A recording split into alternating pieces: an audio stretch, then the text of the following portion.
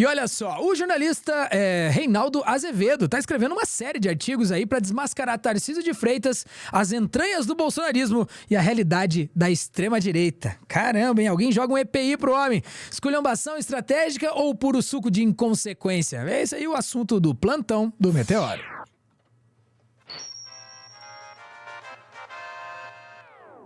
Para falar sobre isso, estou aqui com Dom Pedro Zambarda. E me diga, Pedro, será que um escafandro resolve o fato do cara cair nesse esgoto para ver o que acontece com esse lixo, com o churume social mesmo? Enfim. Cara, a questão toda é que assim, o Reinaldão pelo menos está enquadrando muito bem, já notou que o Tarcísio de Freitas é o provável sucessor do Bolsonaro, caso o Bolsonaro continue inelegível ou vá para a prisão. Então, isso são possibilidades reais. A gente vai falar isso no próximo corte, mas retomando aí a tentativa de golpe do Tarcísio, eu tenho acompanhado muito o Reinaldo, viu, Salmazo? Ele tem escrito artigos talentosos aqui a respeito do judiciário e sobre a extrema-direita também, para entender um pouco o que eles são, né?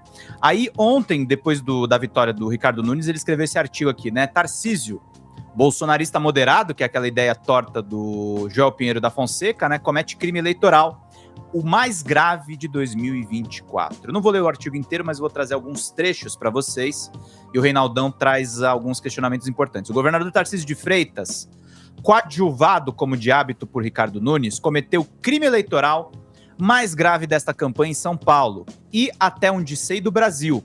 Vamos ver o que fará a Justiça Eleitoral, que não prestou não há muito tempo gloriosos serviços à democracia? Vai se omitir? Vai prevaricar? Vai fingir que não aconteceu? Vai prevaricar é forte, né? Vem aí, vamos se mexer. É crime, tá, gente? Vamos se mexer ou vamos ficar de vista grossa? Qual é, né?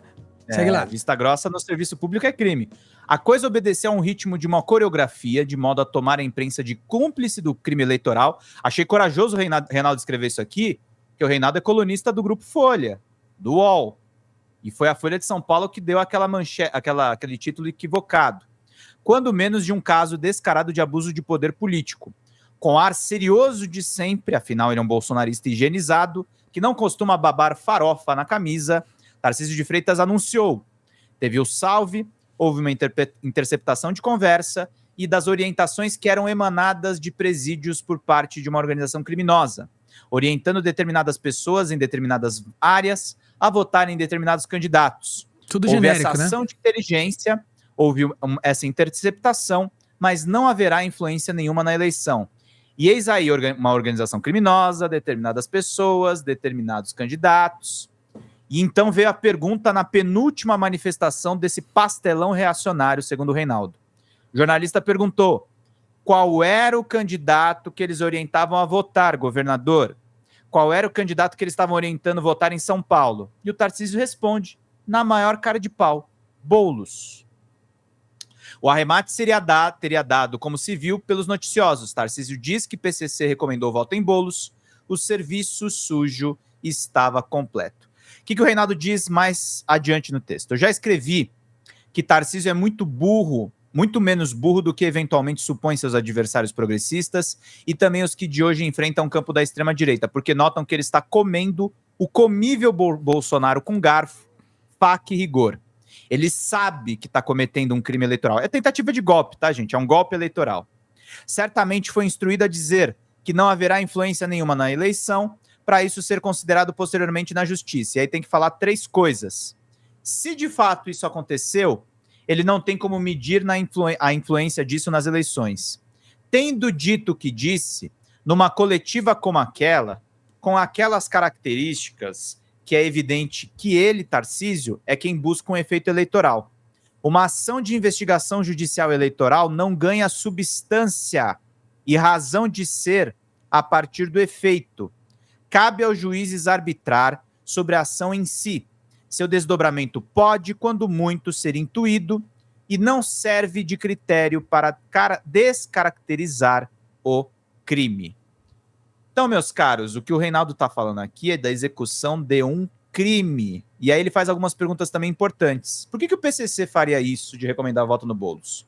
Querem apostar que Tarcísio dispõe de evidências, entre aspas, em mãos, uma vez que presume que ele será cobrado que as apresente? Eu não descarto que ele venha a público com alguma mensagem, de preferência um áudio, para que os irmãos votem em bolos. Nunca ninguém saberá como aquilo foi produzido. Cabe perguntar, por que a preferência de Boulos, se o PCC é tão bem sucedido nos contratos da Prefeitura de São Paulo? Investigação do Ministério Público levou a gestão a intervir em 2 cooperativas de transportes coletivos, a Transwolf e a Zupbus, usadas, segundo a operação, para lavar dinheiro dos criminosos. No dia seguinte, o Ricardo Nunes, em pessoa, amigo do Tarcísio, foi a Upbus e rasgou elogios à empresa. Que te parece? Tá bom, meus caros? Então, o que a gente está falando aí é os caras que têm conexão com o PCC dizendo que o Boulos é apoiado pelo PCC. O Reinaldo conclui o texto dizendo: a Justiça Eleitoral vai dizer, ao tratar do caso, em que Brasil aposta na eleição de 2026. O da democracia, que não muda a situação do Boulos em São Paulo, mas deveria caracterizar isso como um golpe eleitoral, ou o faroeste promovido pela extrema-direita. Eu espero que alguma coisa aconteça, viu, Salmazo? O texto do Reinaldo é muito bom, mas assim, se não acontecer nada, eu tô temendo a eleição do Lula, ou a reeleição do Lula ou não, ou qualquer candidato que a gente colocar em 26. A gente tá correndo um risco nessa confusão toda dos caras acabarem elegendo mais um nome da extrema-direita.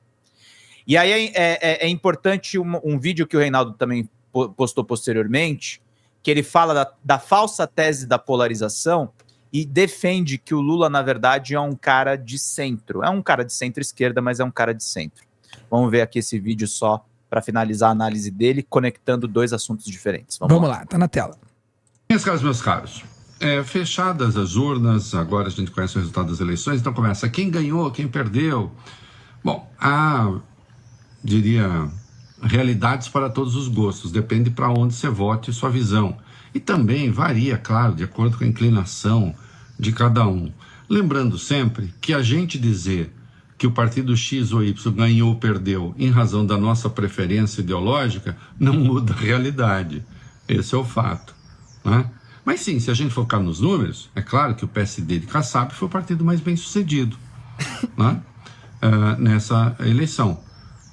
Elegeu 887 prefeitos, 5 capitais grandes, Rio, Belo Horizonte, Curitiba, Florianópolis, São Luís, né? Depois MDB, 856 prefeituras. Tem aí São Paulo, Porto Alegre, Belém, Macapá e Boa Vista, pelo menos 3 grandes capitais. Mas será que a realidade de São Paulo igual a de Porto Alegre seria igual a de Belém? Não, são bastante diferentes. Na sequência, o PP com 747 prefeituras, mas só fez João Pessoa e Campo Grande nas capitais. União Brasil, 584, Goiânia e Natal. E o PL, o PL Jair Bolsonaro queria eleger 1.500 prefeitos, elegeu 516. No primeiro turno, 2 capitais, Rio Branco e Maceió. Agora, Aracaju e Cuiabá, embora tenha disputado em 9 capitais. E o Republicanos do Tarcísio, 435 prefeituras, só fez Vitória entre as capitais. E o PT, tadinho, 252 prefeituras, cresceu um pouco, mais ainda, um número pequeno, e fez o prefeito de Fortaleza. Bom, visto por aqui, então, já sabemos quem ganhou, quem perdeu, mas isso aqui, acreditem, isso é o glacê, não é o bolo. Isso é só uma cobertura que esconde a essência da massa que a gente precisa falar, né? A questão estrutural, acho eu, está em outro lugar. Vocês que me acompanham aqui no É da Coisa, no UOL, né, sabem que eu combato a tal tese da polarização. Olha a polarização que é no Brasil. Pausa um minutinho. E eu vivia... Opa! Um dos caras que mais fomentou a polarização é essa. Aí sim. É só clicar. Agora sim, deu. Um dos caras que mais fomentou a polarização da esquerda e da extrema-direita antes da sua mudança aí na Lava Jato. Mas segue, vamos lá. Vamos lá. Se só tem um polo, que é a extrema-direita, qual é o polo oposto à extrema-esquerda? Não me digam que é Lula. Não me digam que é Lula que tem no seu governo o MDB, o PSD, o PP, o Republicanos. Esse é o Lula da extrema esquerda? E aí então vem com essa história, a polarização perdeu força nesta eleição. Ela não perdeu força, não pode perder força o que nunca existiu. Então, a tese da polarização foi derrotada nessa eleição, não a polarização, porque isso é uma importação que se trouxe da realidade americana. Aqui nunca valeu.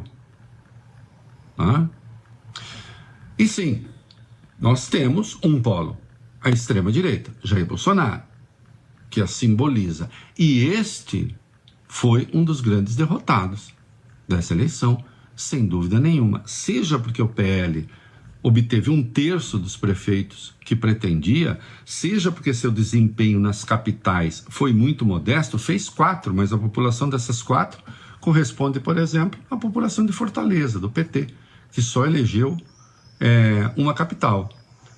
Não é? E nos lugares em que Bolsonaro se meteu na eleição, ele perdeu.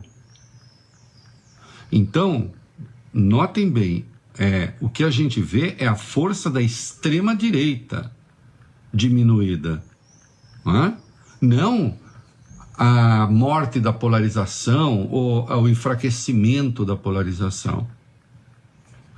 E noto, vejam vocês como são as coisas, né? Esses partidos todos que eu citei, PSD com esse desempenho formidável, MDB também, o PP em número pelo menos, União Brasil, todos esses partidos estão no governo Lula. Que e nenhum desses essa, partidos tem um nome para a presidência da República. Você vê, né, Pedro? Tipo assim, que extrema esquerda é essa, né? A extrema direita no Brasil... Quem venceu a eleição foi o Centrão. Sim, o PSD. Foi o Centrão, né? O PSD, e toda essa é o que ele fala. E é o que ele coloca, a questão quando ele diz que o Lula é de centro, é que o Lula dialoga com esses setores que são fisiológicos ao nosso Congresso. Mas dialoga com todo mundo porque é um governo de minoria, cara. Dialoga com todo mundo porque reconhece democraticamente que é uma necessidade institucional do governo, de tudo, de conseguir fazer com que as coisas aconteçam a partir das pessoas que são eleitas. A diferença da extrema-direita é que ela deslegitima a luta de outras pessoas. Deslegitima essa parte. A gente não tem que ser tolerante com o intolerante, esse paradoxo já está resolvido. Agora, o que pega é isso, assim, é de alguma forma mostrando o que existe de pior da extrema-direita, dentro dos espectros que se colocam ali, a esquerda está sendo colocada como esse contraponto da extrema-direita, como se fosse a extrema-esquerda sendo uma esquerda na moral, uma esquerda burguesinha, né? Uma esquerda burguesinha. Tomam ali uma cervejinha ali no botequinho pé no chão. Mas eu assisto Netflix sexta-feira, sabadão eu tô no Netflix. Então, tipo assim, não tem como a gente se deixar se colocar no lugar onde a gente não tá. A esquerda do Brasil definitivamente não tá no lugar da extrema esquerda, mas vale a pena a gente entender esses pontos da polarização. Dentro da paleta de cores ali, eles estão tentando pintar a extrema direita e a esquerda como os extremos das polaridades, como as polaridades extremas. Tanto que você vê como o Nunes ganhando em São Paulo falou assim, vencemos o extremismo, né? Imagine você. É isso aí. Bem... É uma loucura, gente. E, aliás, é isso, gente. Essa é a realidade do governo Lula. É isso que a gente tá colocando aqui.